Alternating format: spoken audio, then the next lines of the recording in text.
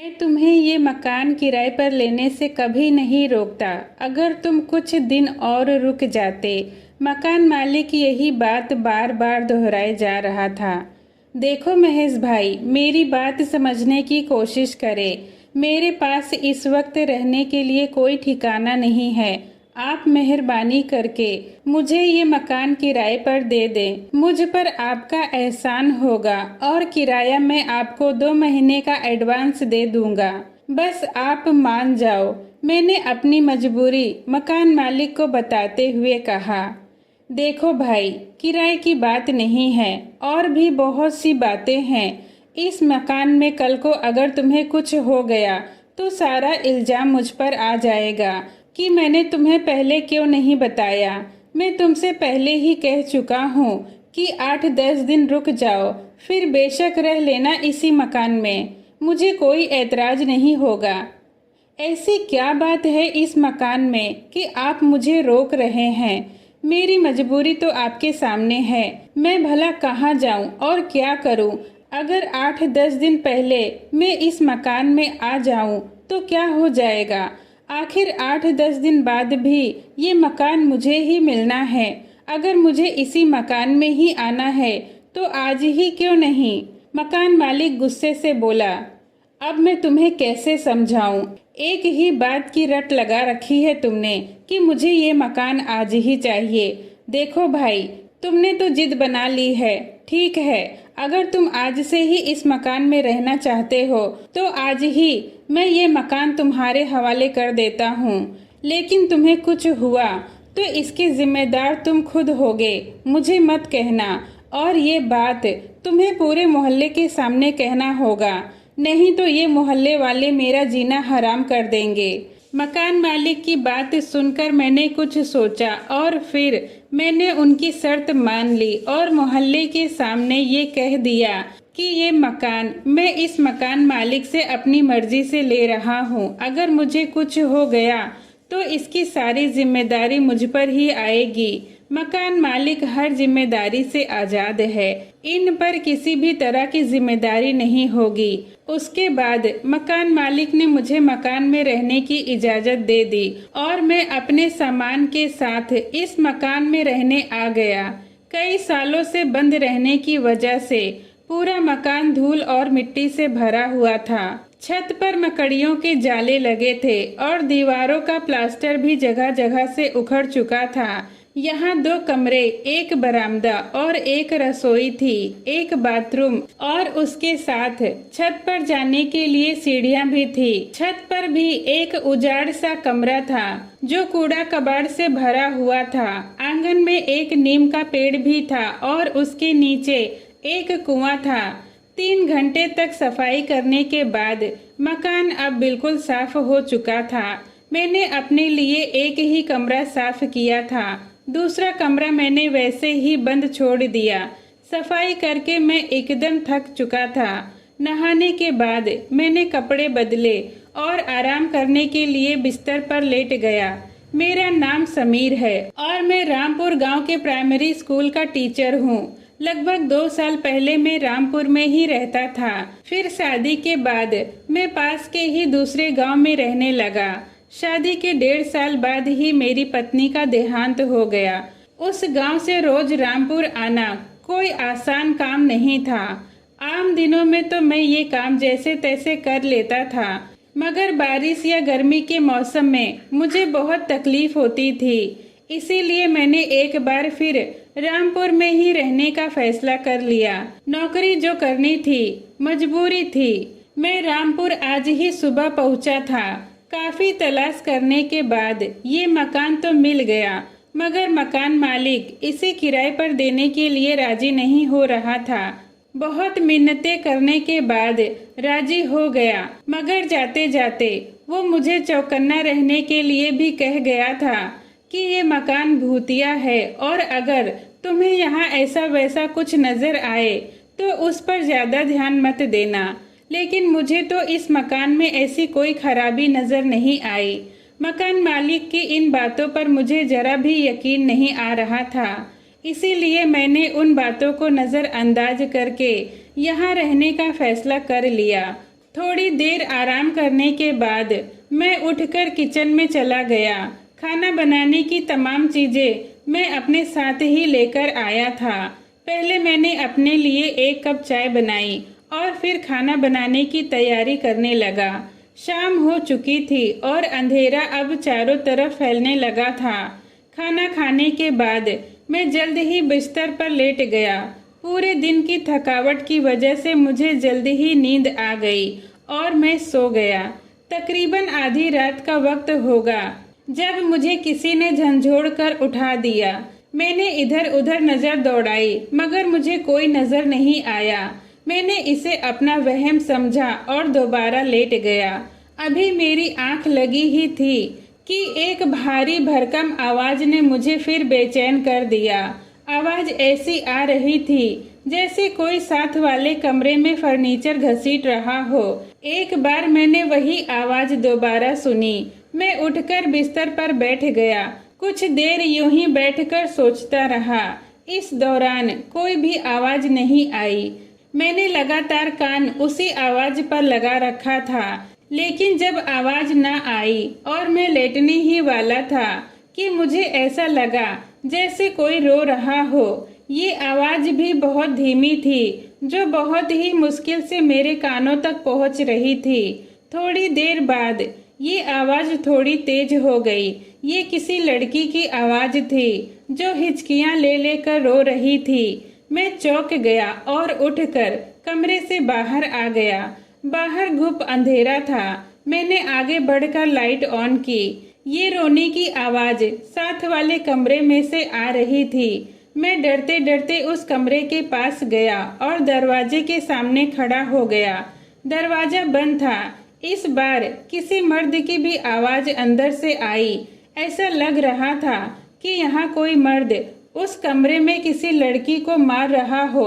मर्द की आवाज बहुत गुस्सैली थी। वो आज फिर यहाँ आया था? मर्दाना आवाज सुनाई दी। कौन आया था? मैं तो किसी को नहीं जानती, लड़की ने रो रो कर कहा। झूठ मत बोल, मैंने सुबह उसे घर के दरवाजे के बाहर खड़े हुए देखा था। क्या चक्कर है तेरा उसके साथ? बोल। मेरा यकीन करो, मेरा किसी के साथ कोई चक्कर नहीं है। मैं तो यहाँ किसी को जानती तक नहीं। कमीनी, झूठ बोलती है। इस बार मर्द की आवाज ज्यादा तेज हो गई और मर्द शायद किसी चीज से लड़की को मार भी रहा था। लड़की की रोने की आवाज अब तेज हो चुकी थी। मुझसे नहीं रहा गया। मैंने दरवाजे को अंदर की तरफ धकेला तो वो थोड़ी सी चिड़चिड़ाहट के साथ खुल गया। अंदर गुप अंधेरा था। आवाज भी आनी बंद हो गई थी। अंदर गहरी खामोशी छाई थी। मैंने आगे बढ़कर कमरे की लाइट ऑन की तो कमरा रोशनी से नहा गया। ये देखकर मैं हैरान रह गया। कमरा तो बिल्कुल खाली था। फिर ये आवाज कहाँ से आ रही थी? मुझे अच्छी तरह से याद है कि आवाज इसी कमरे के अंदर से आ रही थी। मैंने इन बातों को नजरअंदाज करते हुए दरवाजे को फिर से बंद कर दिया और अपने कमरे में आकर बिस्तर पर लेट गया। लेकिन दिल में अनजाना सा खौफ भी था। नींद आंखों से कोसों दूर थी। डर के मारे होश उड़ चुके थे। काफी देर जागने और करवटें लेने के बाद न जाने कब मुझे नींद आ गई और मैं दोबारा सो गया। सुबह मेरी आंख थोड़ी देर से खुली। वैसे भी आज स्कूल की छुट्टी थी, यानी आज संडे था, इसीलिए मैं देर तक लेटा रहा। रात वाला किस्सा मुझे किसी सपने की तरह लग रहा था। मैंने एक बार फिर साथ वाले कमरे में जाकर देखा। कमरे का फर्श धूल और मिट्टी से भरा हुआ था, जिससे ये बिल्कुल भी नहीं लग रहा था कि कमरे में कोई आया गया होगा। मकान मालिक से इस बारे में बात करना बेकार था। वो तो पहले ही मुझे इन बातों से आगाह कर चुका था और मैंने उसकी परवाह किए बगैर इस मकान में आ घुसा था। सारा दिन सीने पर एक बोझ रहा। शाम को खाना खाने के बाद मैं किताब पढ़ रहा था कि तभी किसी ने दरवाजे पर दस्तक दी। मैंने बाहर जाकर देखा तो मेरे मोहल्ले के रमेश भाई थे। उनका घर इसी गली में 2-4 मकान छोड़कर था और ये उन लोगों में से थे जिनके सामने मैंने मकान मालिक की शर्त मानी थी। रमेश भाई मेरे बाहर निकलते ही पूछने लगे, क्यों भाई, कैसे हो, तकलीफ तो नहीं हुई? नहीं भाई, मुझे कोई तकलीफ नहीं हुई, आप बताइए आप कैसे हैं? रमेश भाई मेरे चेहरे को ध्यान से देखते हुए बोले, आपके चेहरे को देखकर तो लगता है आप कुछ परेशान हैं। अरे नहीं रमेश भाई, ऐसी कोई बात नहीं है, बस सर में थोड़ा सा दर्द है। मैंने उनकी बात टालते हुए कहा, अरे मेरी बात मानो तो इस मकान को छोड़ दो। इस मकान में रहते हुए तुम्हें कभी सुकून नहीं मिलेगा, कोई और मकान ढूंढ लो। क्या रखा है इस मकान में? रमेश भाई, भला मैं इस मकान को छोड़कर कहाँ जाऊं?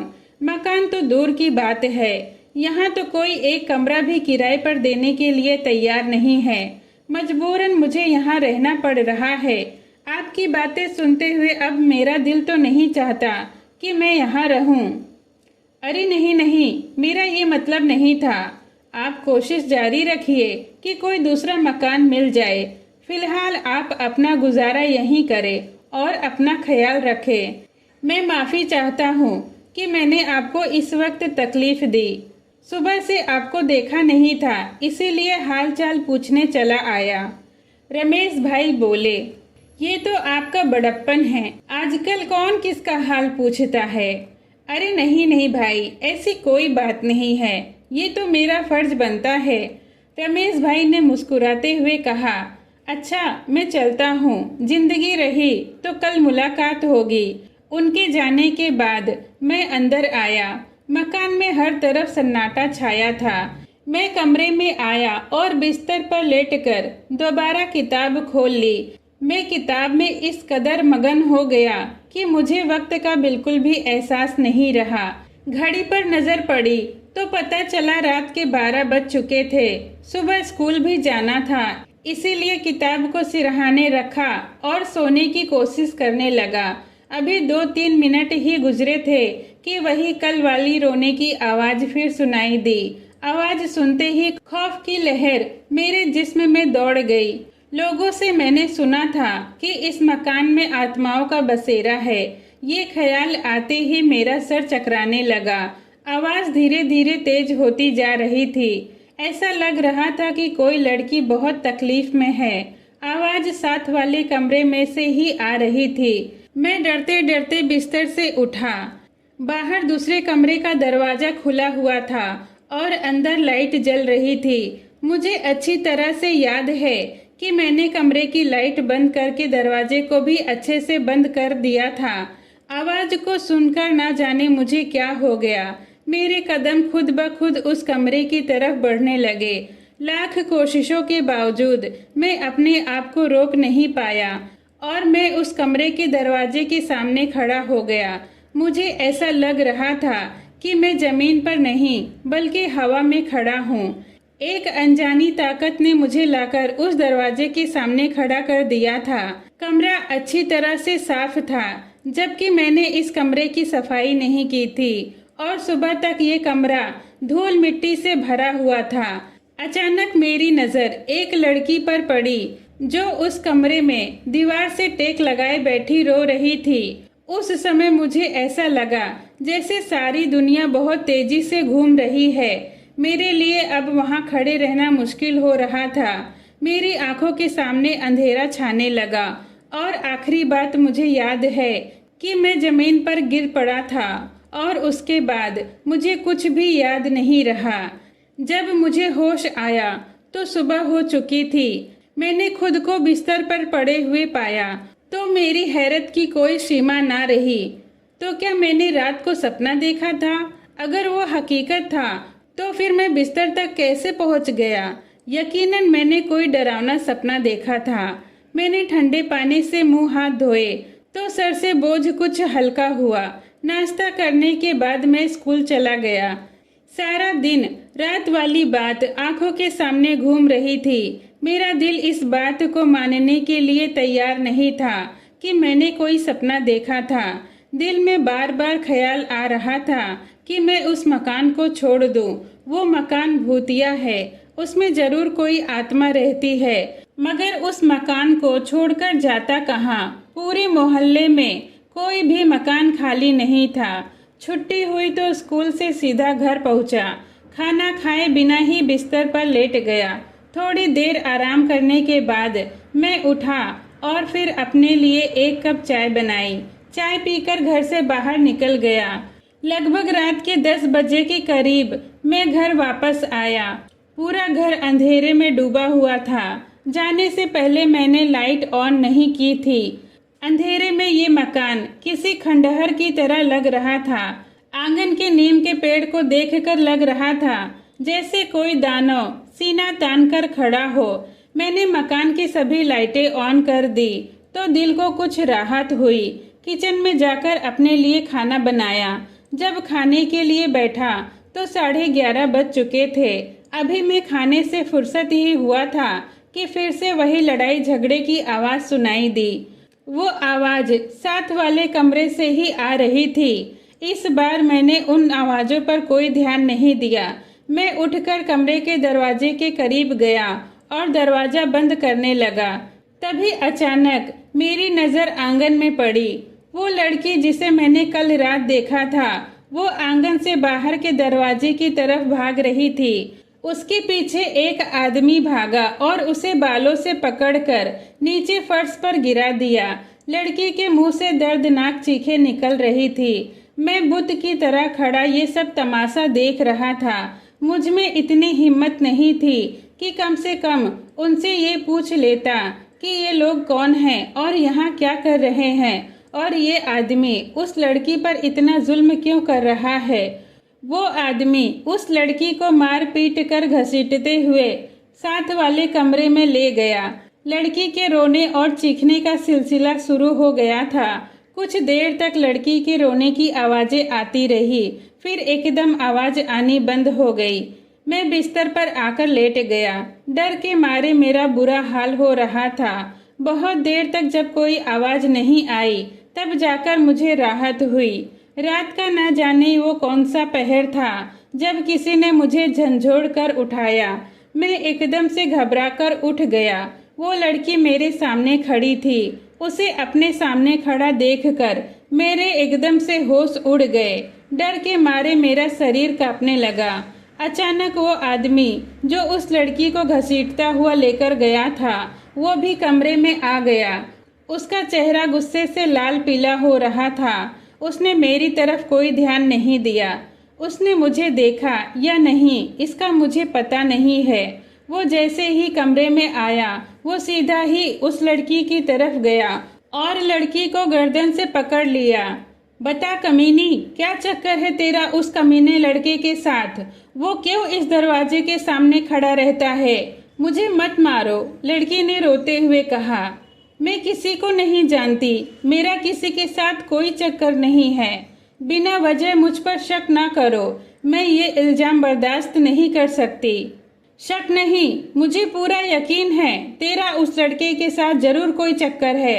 और आज जब मैं जल्दी आया तो तू दरवाजे पर क्या कर रही थी? क्यों खड़ी थी तू दरवाजे पर? दरवाजे के बाहर तो वो लड़का खड़ा हुआ था। मैं किसी लड़के को नहीं जानती।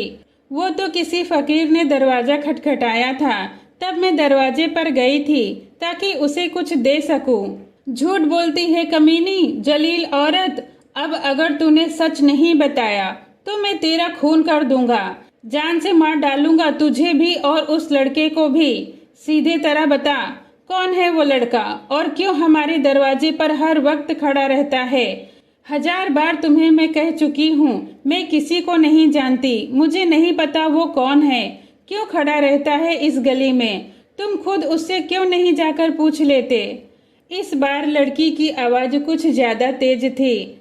चिल्ला मत बेशरम औरत, तू ऐसे नहीं बताएगी। तेरा बंदोबस्त तो मैं अभी कर देता हूँ। उस आदमी ने उसे बाहर की तरफ जोर से धक्का दिया। मैं किसी बुत की तरह खड़ा ये तमाशा देख रहा था। डर के मारे मेरा गला सूख गया था।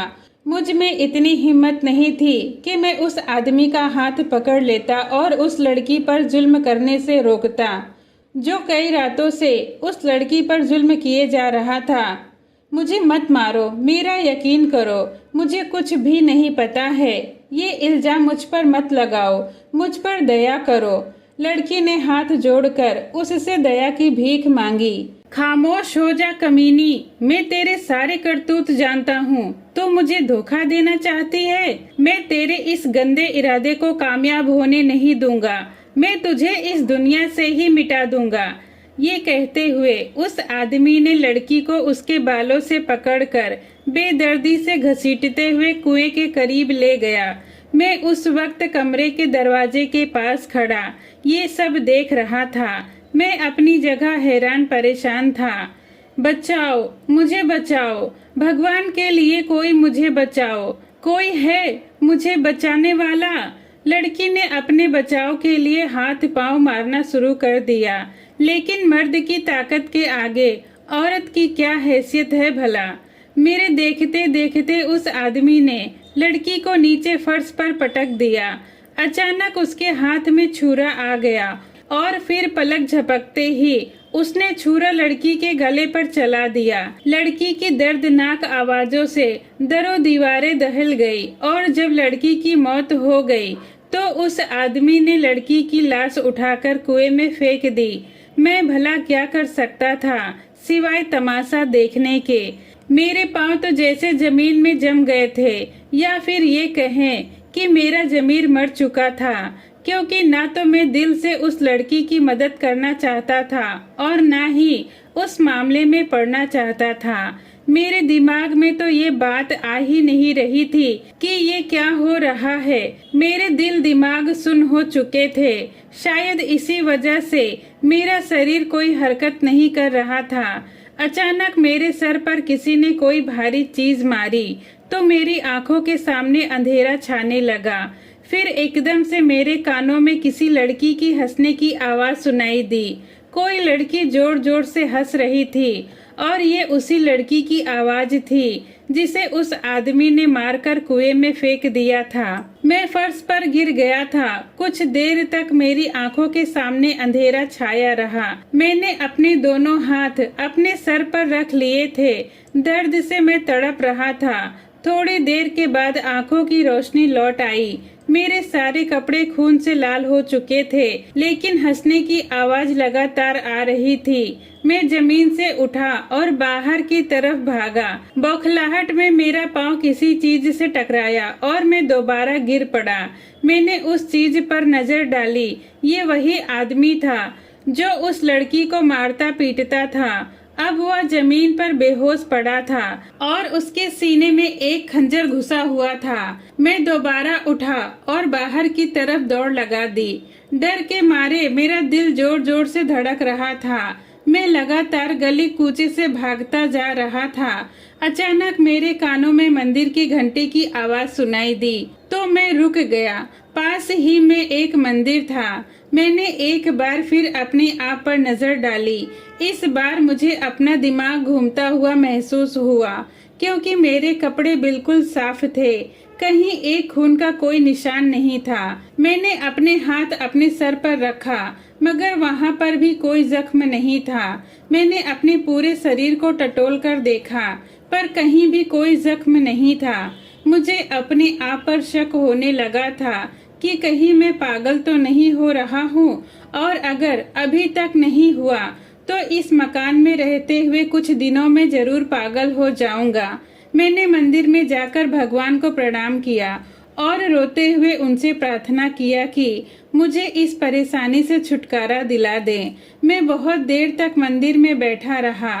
सुबह की आरती के बाद मैं घर की तरफ चल दिया। घर पहुंचकर देखा तो सब चीजें अपनी जगह पर थी। हर तरफ खामोशी थी। जहां पर मैंने लाश पड़ी हुई देखी थी वहां पर भी कुछ नहीं था। मैंने एक बार फिर कुएं में झांककर देखा।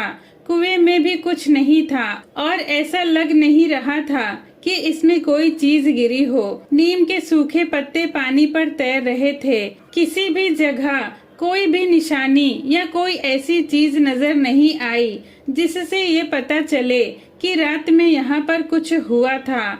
नहा धोकर मैं स्कूल चला गया। छुट्टी के बाद भी दिल नहीं कर रहा था कि मैं उस घर में वापस जाऊं। इस मकान से तो बेहतर था कि मैं स्कूल में ही किसी कमरे में रह लेता। उस वक्त मुझे बहुत जोरों की भूख लगी थी, इसीलिए घर जाने के सिवा मेरे पास कोई चारा नहीं था। घर आते ही अजीब सा डर मुझ पर हावी होने लगा। जैसे जैसे वक्त गुजरता गया मेरा डर बढ़ता गया। रात आने के ख्याल से ही दिल की धड़कनें तेज होती गई।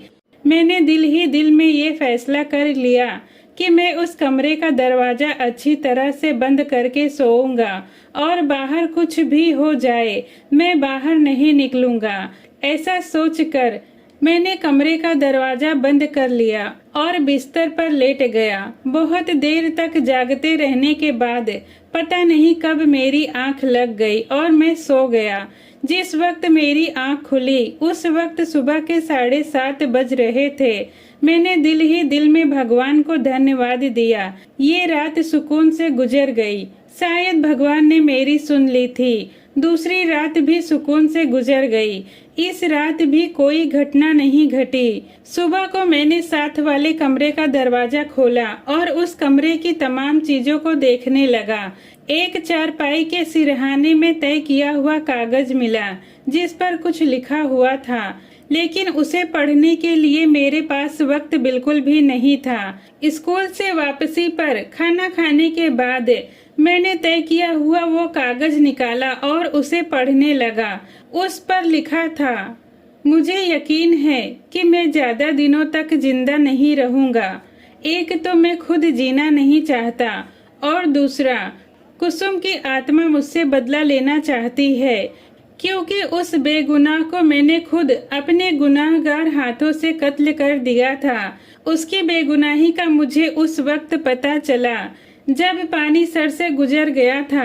सिर्फ एक गलत फहमी की वजह से मैं उस मासूम पर शक करता रहा और इसी शक के बिना पर वो मेरे हाथों मार खाती गई। 2 साल पहले कुसुम से मेरी शादी हुई थी। वो बहुत ही संस्कारी और प्यार करने वाली पत्नी साबित हुई। कुछ दिन पहले मैं एक गलतफहमी का शिकार हो गया और अपनी मासूम पत्नी पर शक करने लगा। हुआ कुछ यूं था कि एक दिन सुबह जब मैं घर से निकला तो अपने घर के सामने एक लड़के को खड़ा हुआ पाया। उस दिन मैंने उस पर ध्यान नहीं दिया। शाम को जब मैं घर वापस पहुंचा तो उसी लड़के को फिर गली में खड़े हुए देखा। मुझे देखकर वो एकदम घबरा गया और चलता बना। मैंने फिर भी बुरा नहीं माना। जब आए दिन रोज उस लड़के को अपने घर के सामने खड़ा हुआ पाया तो मेरे मन में तरह तरह के ख्याल आने लगे। कुछ शक होने लगा कि कहीं इसका कुसुम के साथ कोई चक्कर तो नहीं। बस इसी शक ने मेरे दिमाग में अपना डेरा जमा लिया, जिस वजह से अब मैं चिड़चिड़ा हो गया था। अब मुझे कुसुम की कोई भी बात अच्छी नहीं लगती थी। वो मुझसे प्यार से बात करती, मगर मुझे उसका ये प्यार झूठा लगने लगा था। मैं उसके अंदर छुपी फरेबी और मक्कार औरत को देखना चाहता था। मेरे गुस्सा होने के बावजूद उसने कोई शिकायत नहीं की और न कभी पूछा कि अचानक ये बदलाव कैसे आ गया। एक दिन जब मैं घर वापस आया तो कुसुम को घर के दरवाजे पर खड़ा पाया। वो लड़का भी बाहर खड़ा था। उस वक्त मैं अपने गुस्से पर काबू न कर सका और कुसुम को बालों से पकड़कर घर के अंदर ले आया। मेरे गुस्से की कोई सीमा न थी। कई बार पूछने के बावजूद भी कुसुम ने कुछ नहीं कहा। वो रोती रही और अपनी बेगुनाही का यकीन दिलाती रही, लेकिन मेरी आंखों पर तो शक का पर्दा पड़ा हुआ था। इसके बाद वो मुझसे डरने लगी और दूर दूर रहने लगी। जब मैं कमरे में रहता तो वो बाहर चली जाती और अगर मैं बाहर रहता तो वो किसी न किसी काम में लगी रहती या कमरे में चली जाती। मैंने एक बार उसे अपने पास बिठाकर प्यार से पूछा कि अगर वो उस लड़के से प्यार करती है तो मैं उसकी राह में रुकावट नहीं बनूंगा, मैं उसे छोड़ दूंगा। लेकिन उसने फिर भी कुछ नहीं बताया और खुद को इन सब बातों से अनजान बताती रही। मैं जब भी उस लड़के को घर के बाहर खड़ा देखता तो मेरा खून खौलने लगता। घर में आते ही हंगामा मचा देता। और अब तो मैंने कुसुम को मारना पीटना भी शुरू कर दिया था। वो चुपचाप मेरा हर जुल्म सहती गई और लगातार अपनी बेगुनाही का यकीन दिलाती रही, मगर मेरी आंखों पर तो पर्दे पड़ चुके थे। मुझे उसकी बेगुनाही पर जरा भी यकीन नहीं था। वो रोज मेरे हाथों से पिटती रही और इसी तरह मार पीट करते हुए एक रात मैंने उसे जान से मार दिया। उसका कत्ल तो मैंने कर दिया, मगर अब उसकी लाश को ठिकाने लगाना था। कत्ल करने के बाद मैंने उसकी लाश को लेकर नदी के किनारे पहुंचा। लाश को बोरे में भरकर उसमें एक भारी पत्थर डालकर नदी में फेंक दिया। इस तरह कुसुम का किस्सा हमेशा के लिए खत्म हो गया। कुसुम का इस दुनिया में मेरे अलावा और कोई नहीं था, इसीलिए मुझे उसकी तरफ से कोई खतरा नहीं था। उसके बारे में मुझसे पूछने वाला कोई नहीं था। एक दिन जब मैं घर आ रहा था तो गली में भीड़ देखकर मैं रुक गया। बहुत से लोग मेरे घर के सामने जमा थे।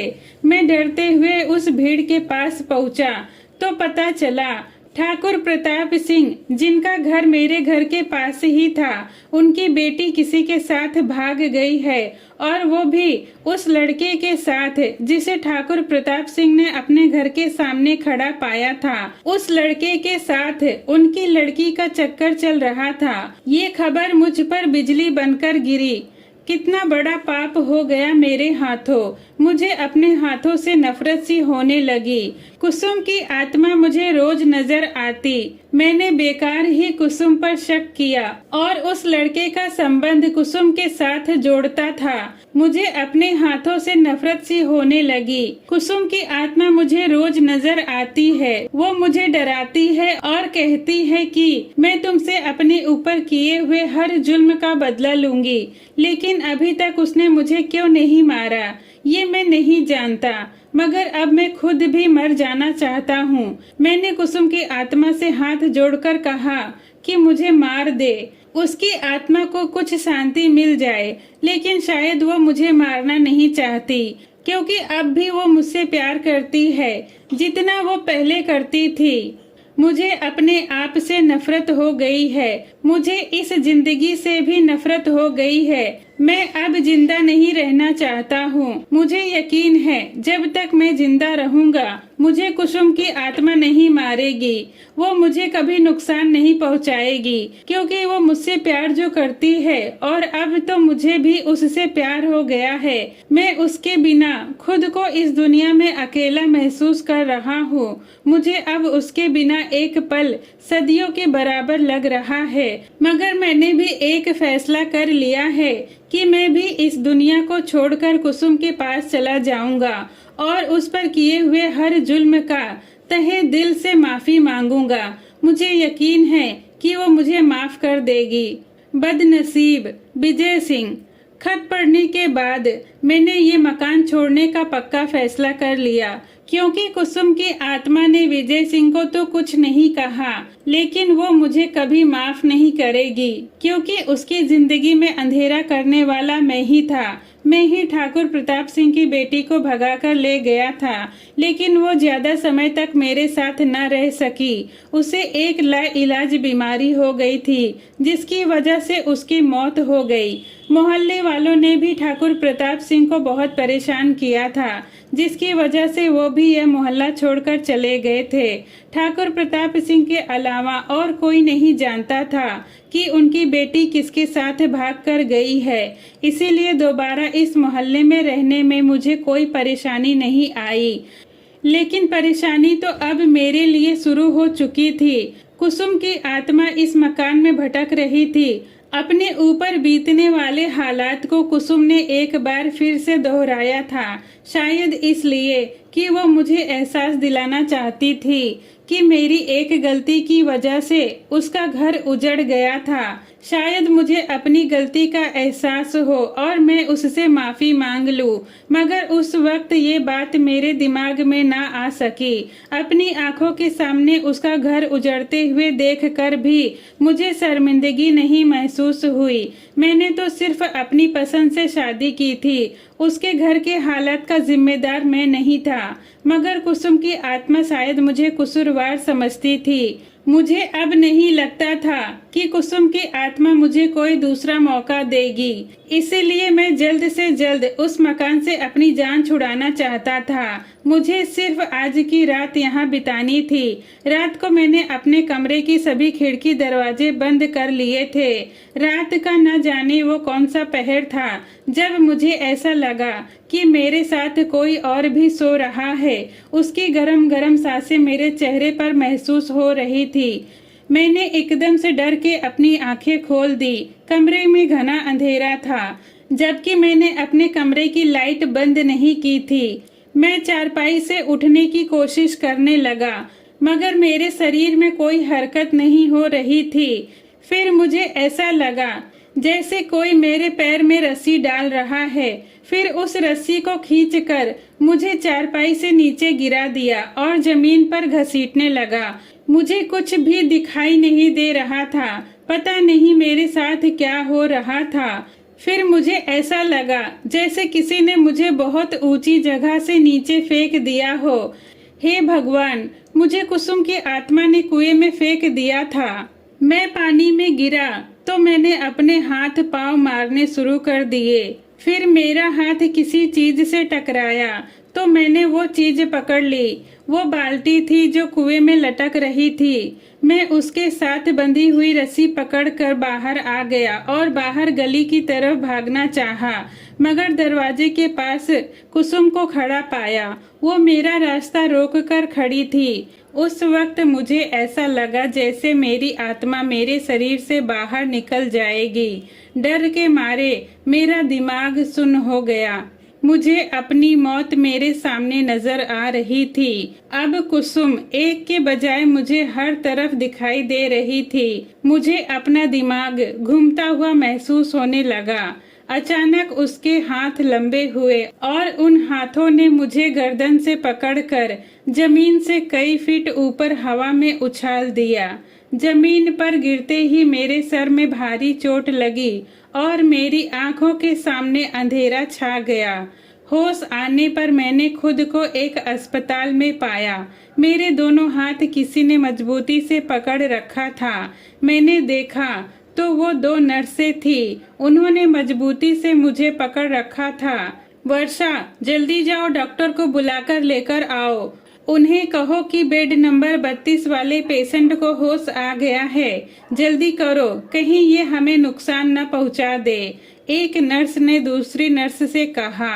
ये शब्द मुझ पर बिजली बनकर गिरे। कुसुम की आत्मा ने मुझसे अपना बदला ले लिया था। मुझे मेंटल हॉस्पिटल में पागल बनाकर भेज दिया था।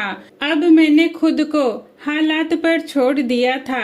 मैंने उन लोगों से बिल्कुल भी नहीं कहा कि मैं पागल नहीं हूँ, क्योंकि ये तो हर पागल कहता है कि मैं पागल नहीं हूँ। दोस्तों, अब ये फैसला मैं आप पर छोड़ता हूँ। इन सभी हालातों का जिम्मेदार कौन है, मैं, कुसुम या फिर विजय सिंह?